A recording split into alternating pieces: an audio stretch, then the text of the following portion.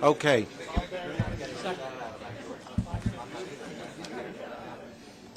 Okay. Good morning, everybody.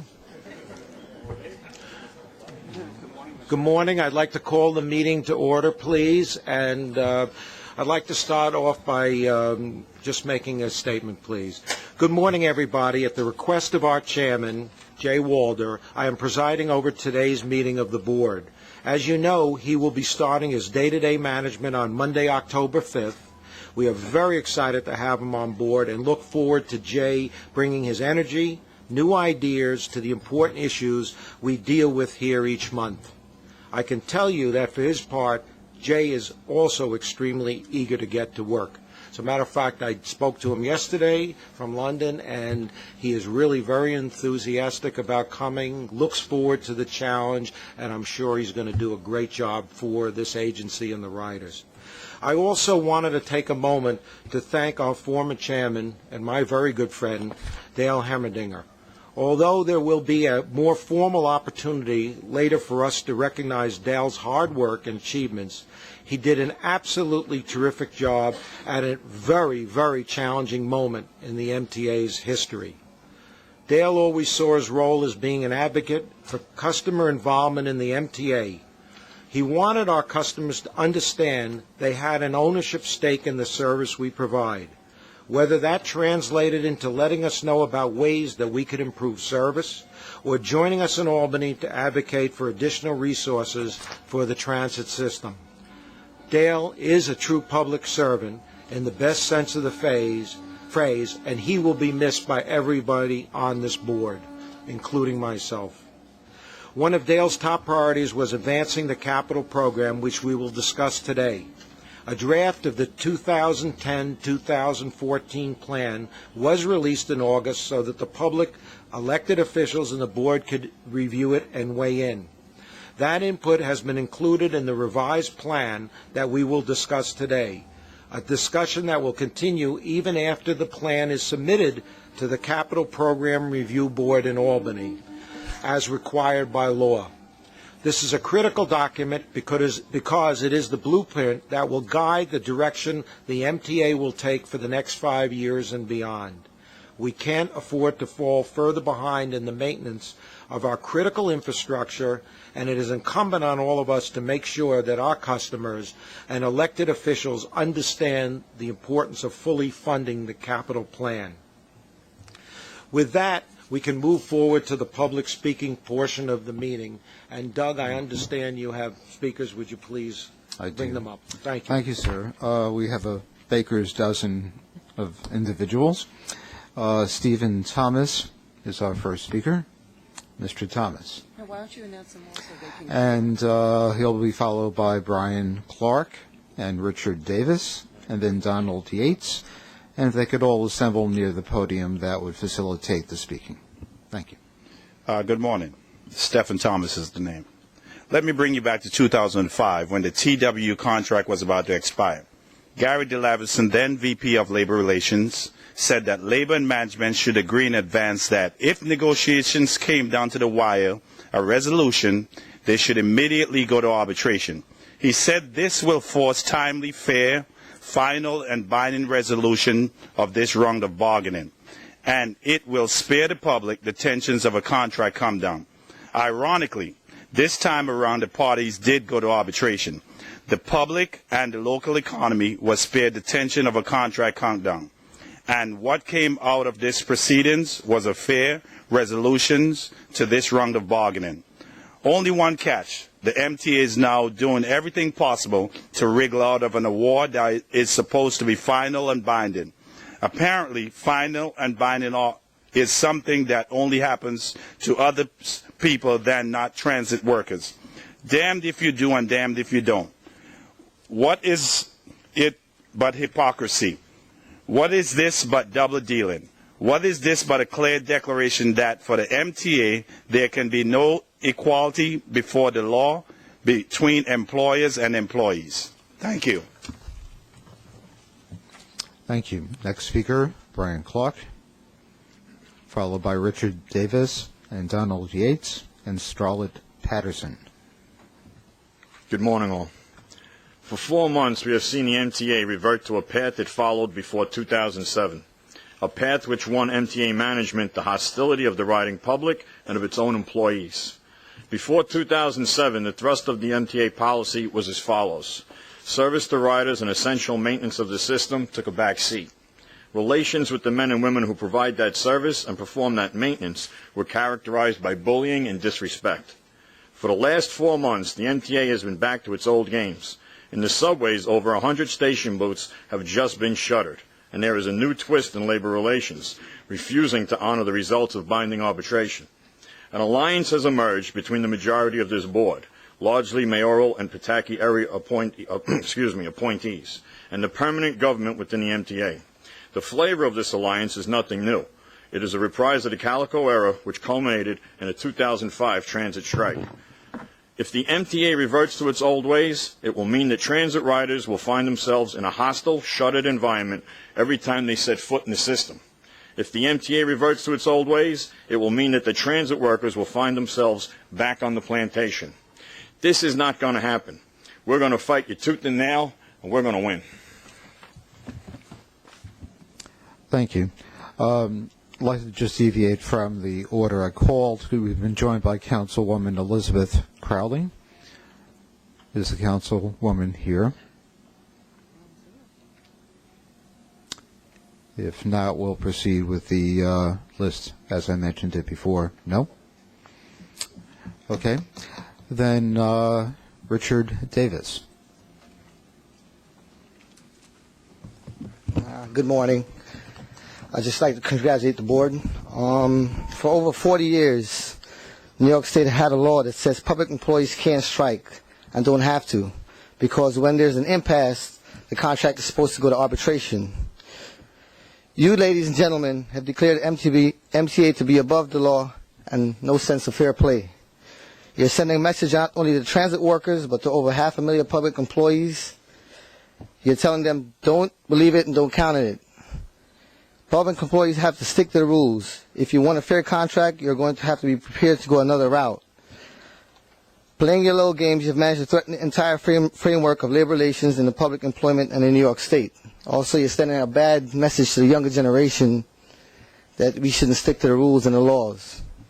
And that's unfortunate. Thank you. Next speaker, Donald Yates. Good morning. A few months ago, the state legislature found adequate funding by the MTA's own mission to get the agency through the current year. And what did the MTA do? Propose service cuts despite promising no cuts if funding came through. Apparently, your staff has a different idea of no service cuts than other people have. Your staff decided to eliminate service on the M6 bus line, leaving a gaping hole in service in Lower Manhattan. Bus operators saw this as a service cut. Riders certainly felt it as a service cut. Elected officials saw this as a service cut. But the MTA, this was not a service cut. Now the Department of Buses is planning a reduced service on the M15 line, which serves the entire length of 1st and 2nd Avenues. By what logic does this not count as a service cut? I cannot tell you. Maybe the expectation is that 2nd Avenue subway will take up the slack when it comes into service years and years from now. The way transit workers see it, if it walks like a service cut and quacks like a service cut, it's a service cut. Whatever you call it, we're going to fight it. Thank you. Starlet Patterson, followed by William Henderson. Good morning. 5 years ago, MTA tried closing down station booths and leaving entrances unattended. The public's outcry after the murder of a rider forced a change of plans. We got the SCARS program instead, and the conversion of over 100 booths to kiosks. 2 days ago, all the kiosks were closed. Some of them are at stations where there's no crossover to the other side. In short, you're leaving some riders stranded and many more at risk. On top of this, plans are underway for another round of booth closings next year. This is New York. You don't leave stations and entrances unattended. When you leave station entrances unattended, you're not just saying that station agents are expendable. You're also saying that the riders are expendable, and this is wrong. With such foolish decisions, there's no way that you're going to win over the public. And what we'd like, I'm ashamed of this, and I feel that you all as the board should be ashamed. We need these stations to be open. For people to be safe, for ridership to be safe, we need these booths to be open. And we're asking that you reconsider your decision. Thank you. Thank you. William Henderson, PCAC, followed by Councilwoman Elizabeth Crowley. Good morning. I'm Bill Henderson, Executive Director of the PCAC. I'm here to talk about the capital program. We've reviewed the capital program and have had extensive discussions with MTA staff on it. We're pleased that many of the comments and suggestions that we made are being incorporated into the document through the changes that are being made, such as reworking state of good repair discussion and expanding the treatment of the LIR's transit-oriented development and stationary planning efforts. We think these changes will clarify and strengthen the document and improve the relationship between the MTA and the communities that it serves. I also want to commend the questions and answers page on the MTA website. It's a very detailed and responsive document, and we commend that. In our analysis of the operating agency's investment plans, which we discussed in committee meetings, we've identified some promising elements, such as the NYC Transit's station renewal strategy, movement towards smart card fare technology, both in NYC Transit and in the commuter railroads, and in the modernization of facilities such as the modernization of Metro-North's Hudson or Harmon shops. But we also highlighted several deficiencies. For one, we believe that the omission of the LIRR mainline third track is a serious shortcoming, and we note that many of the technological innovations that are in the program are also already in place in other transportation systems. We also continue to be concerned about the small amount of funding that's being given for dealing with an unacceptably unreliable LIRR diesel fleet. The capital program's major deficiency, though, is its lack of resources. Even at the funding levels that have been proposed, the capital program faces a funding shortfall of almost $10 billion. The funding levels in the capital program, though, fail to meet two-thirds of the identified need as identified in the 20-year needs assessment. We're willing to work with you, with our state legislators and our local governments and federal governments to identify that funding, and hope that you're willing to work with us. Thank you. Thank you. Next speaker is Councilwoman Elizabeth Crowley, followed by Ed Benjamin and Andriva Pinder. Good morning, MTA board members. I'm going to pass out a little packet. It's a letter that I wrote, and it's also signed by my colleagues in state government, State Senator Joe Adabo, State Assemblywoman Catherine Nolan, and State Assembly Member Andrew Hevesy. We're asking for a particular site that's owned by the Long Island Railroad, MTA, at the corner of Metropolitan Avenue and Fresh Pond Road, which is sort of in the center of the district that I represent. This particular corner has been neglected for over 10 years. There's a project of a rebuilding of a bridge that is actually the street of Fresh Pond Road and Metropolitan Avenue. However, this structure has been considered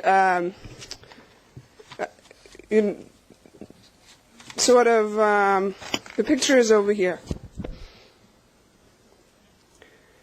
And it's dilapidated, it invites crime, graffiti, and a traffic nightmare. It's sort of the gateway to Ridgewood and the gateway to Middle Village, and we have a number of buses that pass through this intersection. It's not far from the Fresh Pond rail yard, bus yard, and it's the 38, the 39, the 54, the 58, 67, and the 24. And we feel that this could become a green space. The project was supposed to be, the rebuilding of the bridge was supposed to happen in 2003. and it's continuously pushed off. Currently, it's in the 2013 capital plan. However, in the meantime, our community feels like we've been neglected. This is a spot that can become beautified, and we have the funds in the community. We have the potential to raise the funds to hire a contractor to take down this old abandoned building, and we have also community groups, and I would spearhead this project to make sure that we can turn this particular corner into a green space. And thousands of Queens residents would truly appreciate this. If you would please conclude, Councilwoman. And I also mentioned in the packet there are a few other projects within the district that could use funding. Otto Road is a place where Long Island Railroad leases to New York and Atlantic Rail, and the community has seen an increase in trains and noise and pollution, and they would like a sound barrier along Otto Road.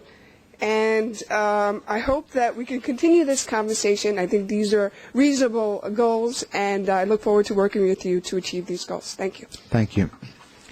Our next speaker is Ed Benjamin, and then Andrea Pender, Sean Connolly, and Kate Slevin. Good morning. Good morning. On Sunday, the MTA closed about 100 subway kiosks and eliminated the tours of the station customers' assistance agents who used them. It may be worth reviewing what happened the last time the MTA tried to close booths en masse.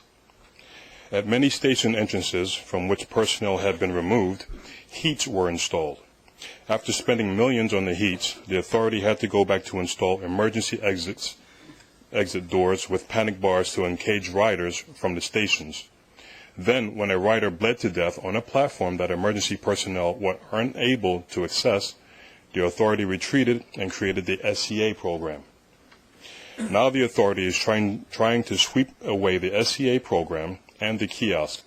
This is not motivated by the negligible short-term budgetary impact. Rather, it is the return of a vision of stations without personnel.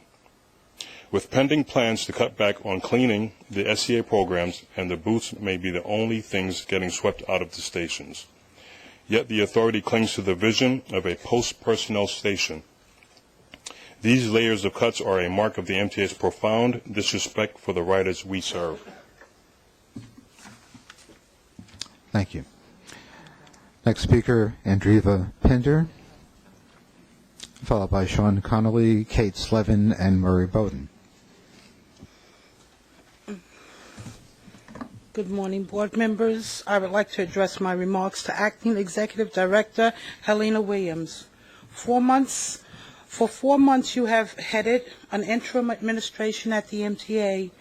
For just as long we have witnessed the MTA double dealing and reneging on its commitments. When the state legislature secured adequate funding for the MTA, in the words of CFO Gary DeLaverson a few months ago, a commitment was made that there would be no service cut. But this past Sunday, more than 100 station kiosks, better known to some people as booths, were closed. When a duly constituted arbitration panel handed down its award in August, you immediately made empty threats of a fair hike and then decided to contest the award. Apparently, legally binding is something that applies to mere mortals, not to the MTA. What makes you think you are above the law? You have broken faith with the riders. You have broken faith with transit workers. You should be ashamed. Our next speaker, Sean Connolly,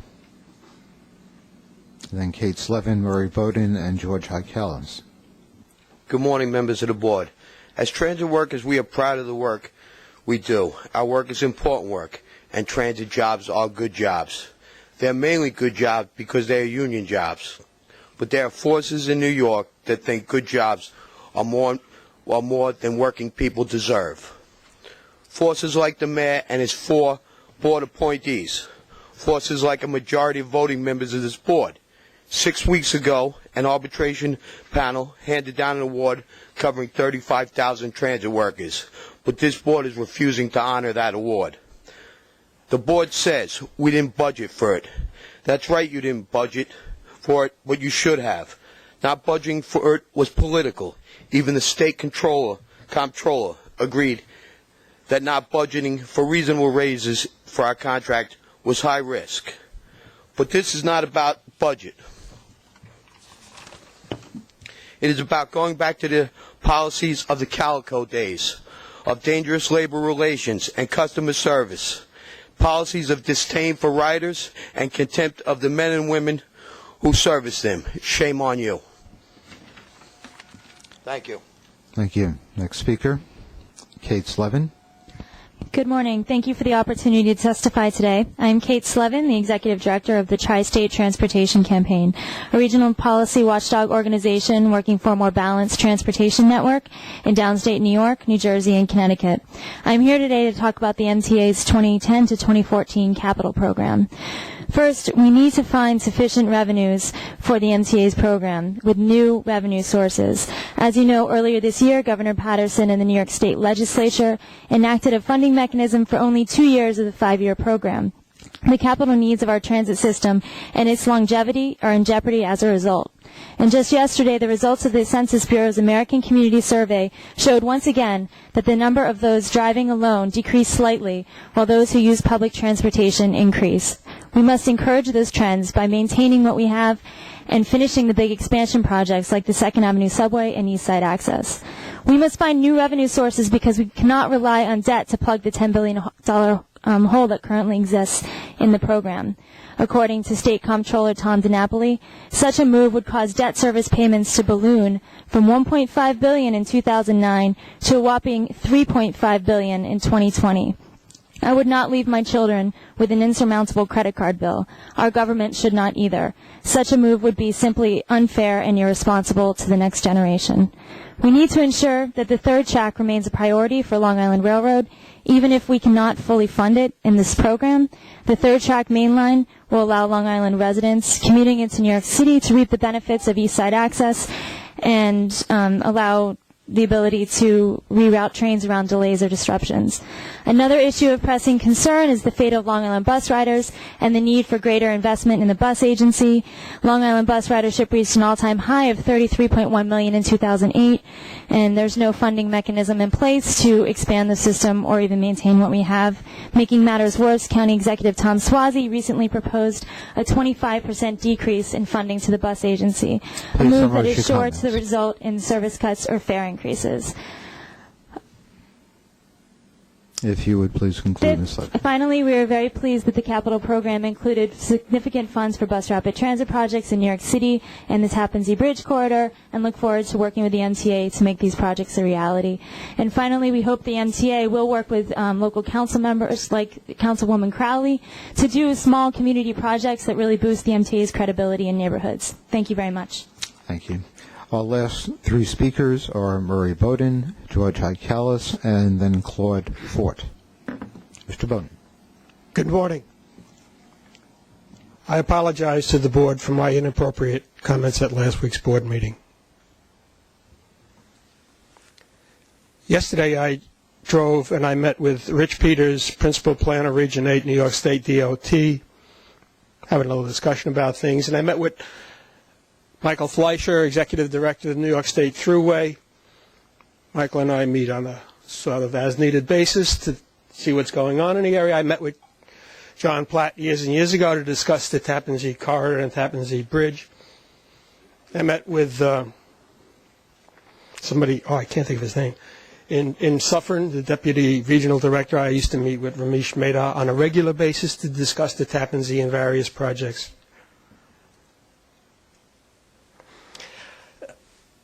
My life's changing as the MTA is changing. I have shredded all the papers from anything before this year. I found this in my file. It was for Peter Canito, President, Metro North, 1999-2005. He didn't leave, and when he finally left, I didn't have a chance to give it to him. So I'm leaving it here because my life's changed. I noticed downstairs on a line that the line changed. The way you do business is changing for the better. I suggested to the bus people that we start using buses with joysticks instead of steering wheels because they're safer The bus is controlled by hydraulics anyhow, so a joystick would work just as well. I was also going to suggest you put ivy on the Metro North fences because, and I know my time is up, and I will not run over anymore. Thank you. Thank you, Mr. Bowden. George Hikelis. And then our last speaker, Claude Fort. Good morning. My name is George Hikelis. I'm the president of the Institute for Rational Urban Mobility. There is much to commend in MTA's five-year capital program and its $129 billion 20-year capital needs assessment. In particular, the assessment discusses the importance of regional connectivity and outlines a plan for improved access and through running at Moynihan Penn Station. The assessment also includes an endorsement of a plan for significant rebuilding of the station to better handle growing passenger demand and to make it a fitting gateway to New York City. Yet this call for regional connectivity is completely at odds with MTA's withdrawal in 2003 from the access to the region's core Hudson River Passenger Rail Tunnel planning effort, the nation's largest rail transit investment. MTA's action forced New Jersey Transit to go it alone and develop a plan for a separate dead-end deep cavern station 175 feet below 34th Street and 2 blocks north of Moynihan Penn Station. It is time for MTA Board to reverse this action and renew its participation in the ARC planning process, demonstrating a genuine interest in regional cooperation. The starting point would be for the MTA to release its full 1,600-page major investment study. This risk report showed that a connection between Penn Station and Grand Central is not only feasible from an engineering perspective, but would cost less to build and operate and would attract more passengers and divert more motorists from the current deep cavern plan. Now is the time for MTA to work with New Jersey Transit and Port Authority to advance a world-class regional plan which would link the nation's 2 largest railway stations and enhance economic activity in the region. Thank you. Thank you. And our last speaker today is Claude Fort.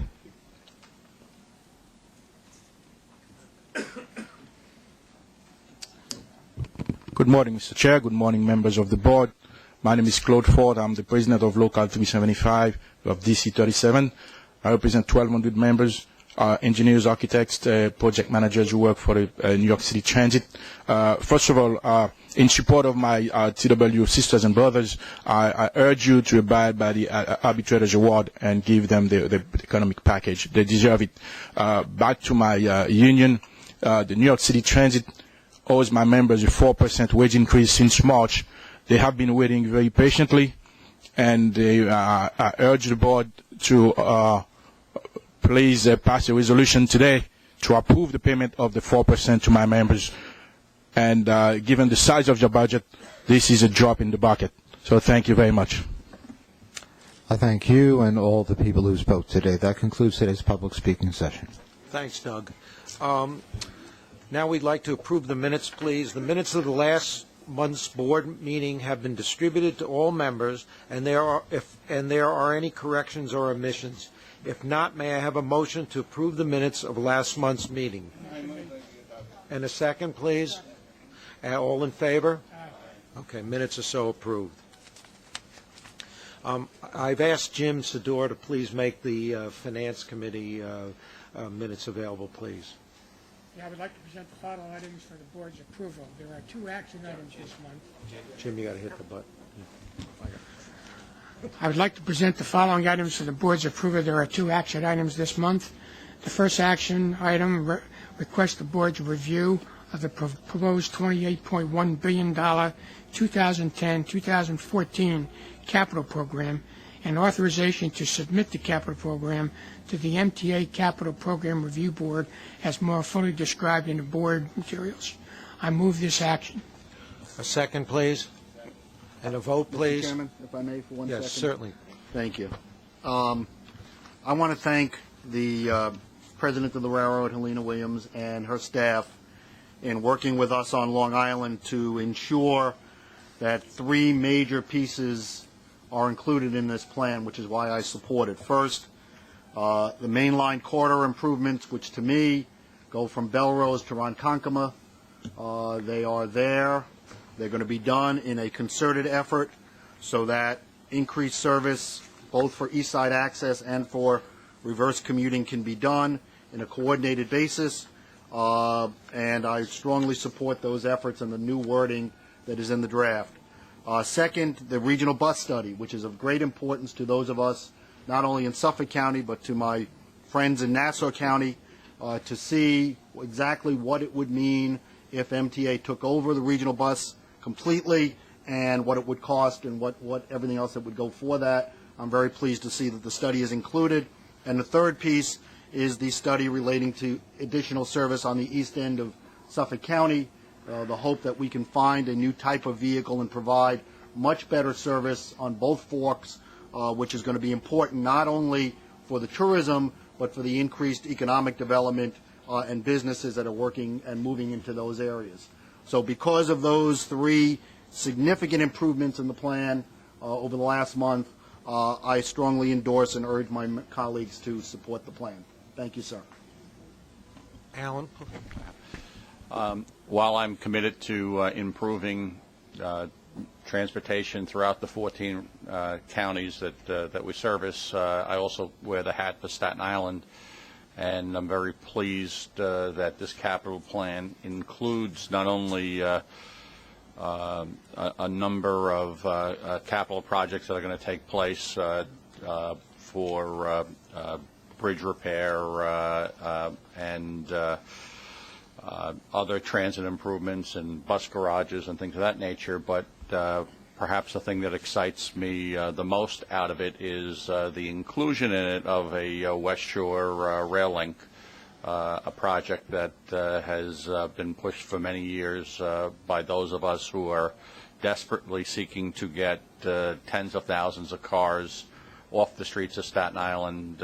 If this is viable, hopefully someday in the future, Staten Island can actually have a mass transit system that will move people from the South Shore by either light rail or bus rapid transit or some other mode along the North Shore line, which I mentioned that the mayor has come on board. We're very pleased that he's added his prestige to seeing a reinstitution of a North Shore rail line, and hopefully many of the inequities that Staten Islanders have felt vis-a-vis transportation infrastructure will be dealt with, and very pleased that we've taken this positive step by including this very worthwhile project. Thank you, Mr. Chairman. Is there anybody else? Doreen? Yes, Mr. Chairman. First, I want to commend Linda Kleinbaum for a report that is actually pretty engaging to read, and for a layperson, very, very approachable. As the chairman of the Transit Committee, I was very interested in looking at the needs of the various agencies and how they were met in this capital plan. And certainly the needs of Metro North are acute and to a decent degree met. Long Island Railroad, compelling and met to a lesser degree. And transit, crushing, overwhelming. I could probably come up with 10 adjectives to describe the needs, and not met to my satisfaction at all. The formula is what it is. And now we send it up the river to Albany, where I hope people will take cognizance of the expertise and professional judgment of the staff that put this together, all of the agency presidents and Linda, and hopefully give us a speedy approval of it and perhaps not too badly disfigure it. Thank you. I would like to, well, there's so much in this capital plan that, obviously we can't go over it all now, but as far as New York City Transit goes, it's great to finally see some technological improvements, such as riders knowing when the next train will come.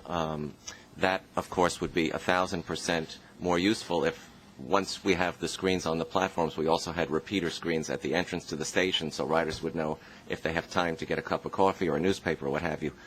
It's also great to see that station renovations will not wait for a massive rebuilding job, but will be done on an as-needed basis. Riders have coped with really disgusting conditions in stations for too long, and some stations that are right now in a terrible state of repair are not even scheduled for a renovation. So if this new program where we address individual components of stations is a success, I think that will be a great thing for riders. While I cannot vote, obviously, I do support the capital plan. Let's just hope that the folks in Albany fund it. Jeff? Thanks. The capital plan, I think, is one of the most important documents that we move as this entity because it sets the stage for the next 5 years and what the MTA's goals are. And it's one that I think shouldn't be taken lightly. I don't think anyone has. I know there's been a lot of work by both the staff and the board members over the last several months in putting this together. So there are a couple of things I wanted to point out that I think were important, that we should continue that conversation, a few things that I would encourage that not only do we send this as Commissioner Frasca said up the river, but for us to continue to engage in, because ultimately the document does come back to this board to support. One is, as Andrew mentioned, the station maintenance plan, I think, is a very, very good one. It's a way that really changes the way we do some business, and instead of waiting until we do a complete overhaul, we can get a lot of improvements quickly, a little bit more cheaper, hopefully more effective, and we can make a better change. I know it's one that we've been talked about for some time. I'm happy that it's in there. Also, I want to thank New York City Transit for working on the bus rapid transit program. It's something that we certainly need within the city of New York. It's something that we've been working together on, so I think that's an improvement, and we can move in that direction, as well as the countdown clocks for buses. That's a very, very big program, one that the city transit riders deserve, one that I'm happy that we were able to find over the last several weeks some additional money for that project. I also hope and will continue to urge us to accelerate the countdown clocks on subways. I know that there's some money in the capital plan in the out years, and also to look at the B division. I will continue to urge, both in this position here as well as the city's position on CPRB, that we accelerate that or find some sort of substitute in the meantime until we get there. And I also want to point out the language that has just been inserted into the capital plan on open road tolling. You know, we've talked for some time about the barriers coming down on all of our bridges and tunnels, and I think it's time for us to embrace that technology and do open road tolling. So there's money in there to do the study, but I've also been assured, and there's language in there that says that should the study come back, that it's doable, which I'm pretty sure it's doable, and how to do it, that the money's there to actually institute it. So I think those 5 programs are important. I want to thank them for being there. I want to urge that we continue to have those discussions, that this is the beginning of the process. This is not just us saying we've done this and we agree with everything in here. There are still some additional improvements that can be made.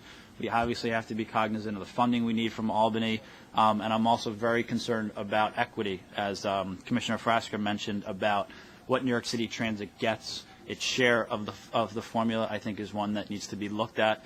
Of course, I'm not suggesting we should retweak the formula, but it is something we should look at and see if actually the formula was met. I think there are some questions in that regards, and also that we work together to get this thing done. This is not the end of the process, not where I can say that we're going to just hand this thing off to the legislature.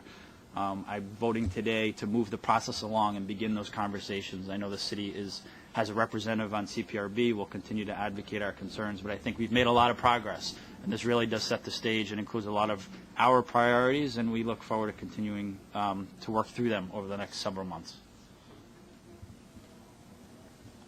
Go ahead. Yes. Thank you.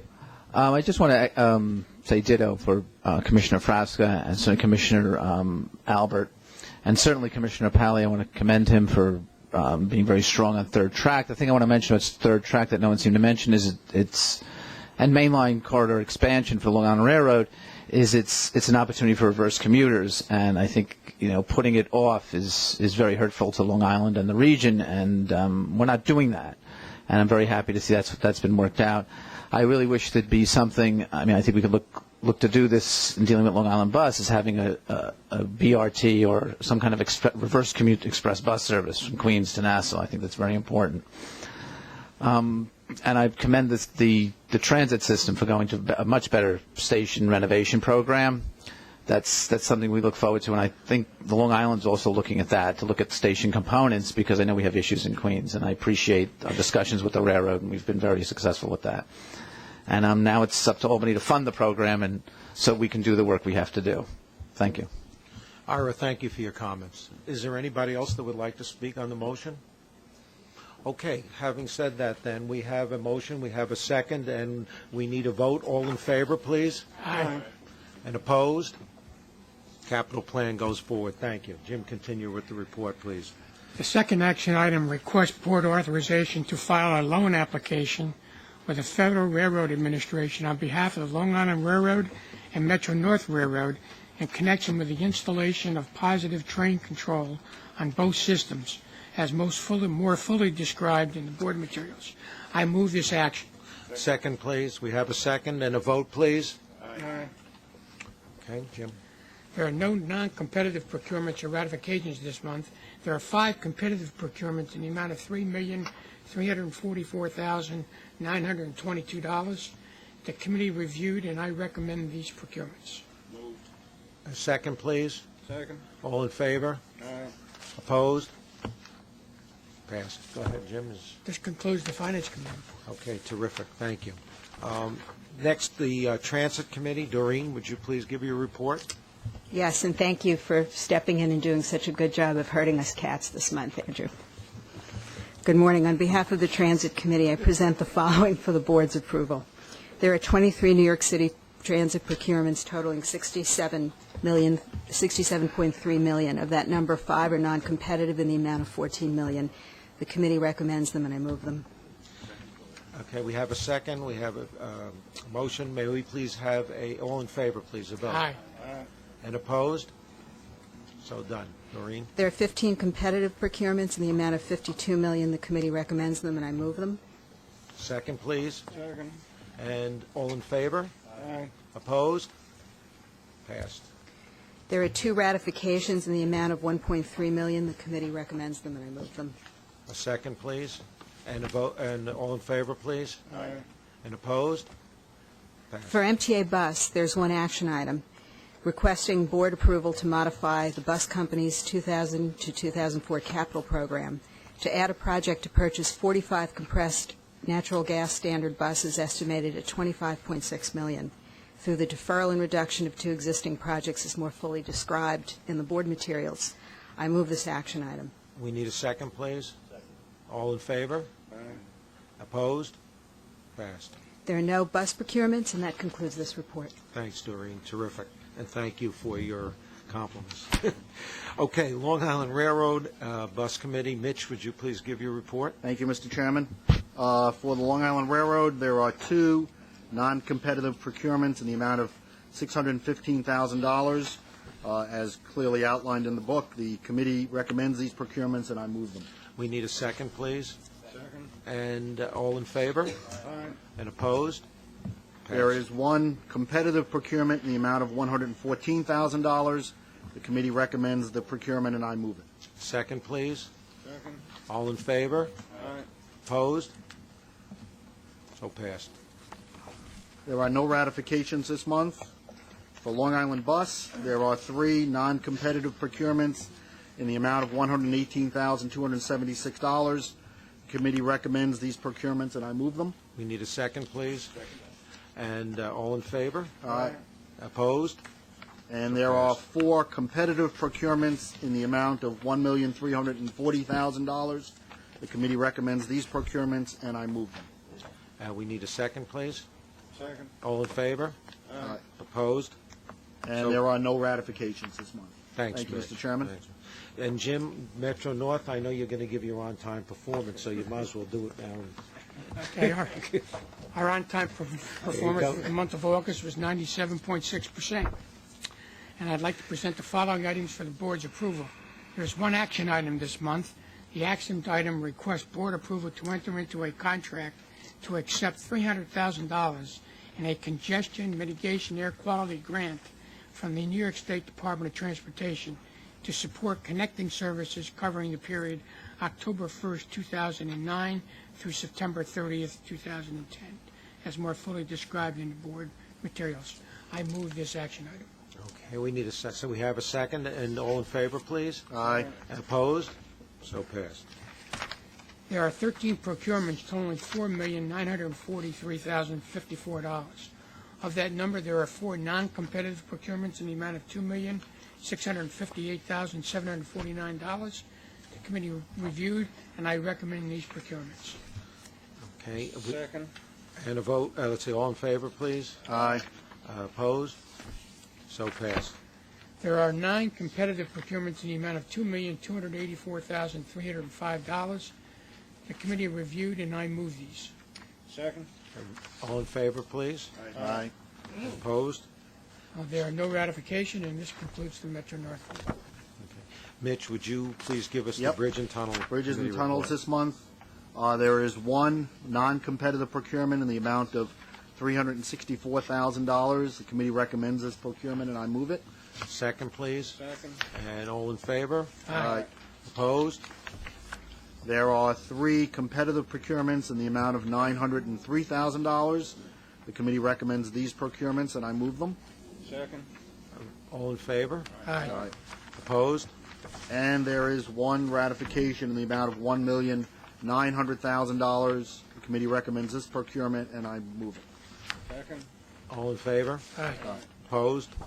So passed.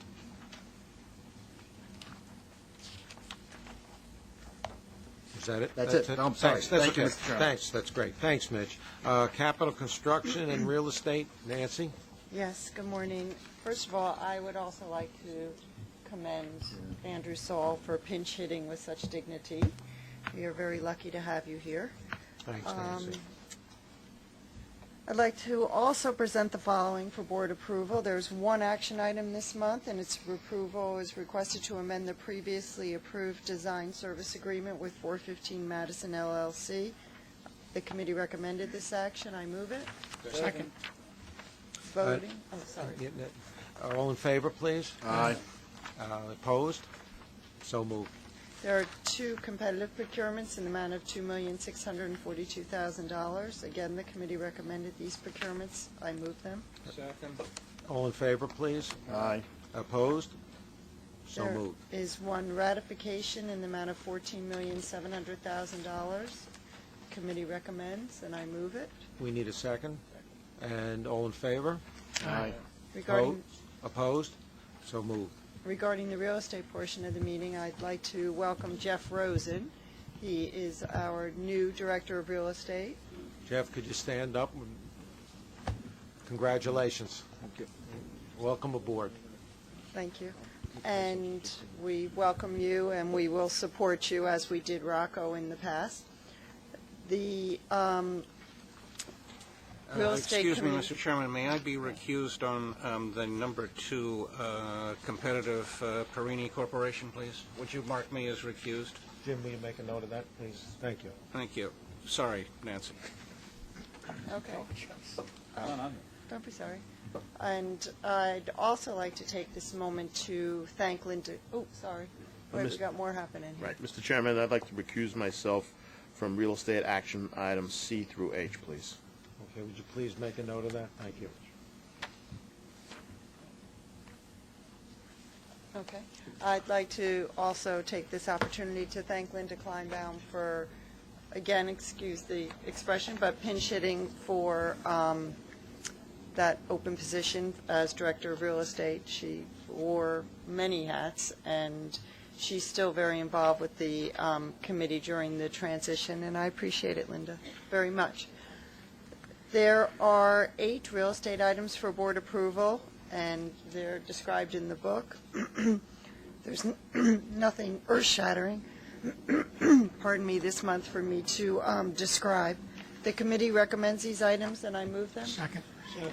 All in favor, please? Aye. And opposed? Passed. That concludes. Thanks, Nancy, for your report. And now may I please have a motion to adjourn the meeting? Motion made. And a second, please? Second. All in favor? Aye. Opposed? Thank you very much. You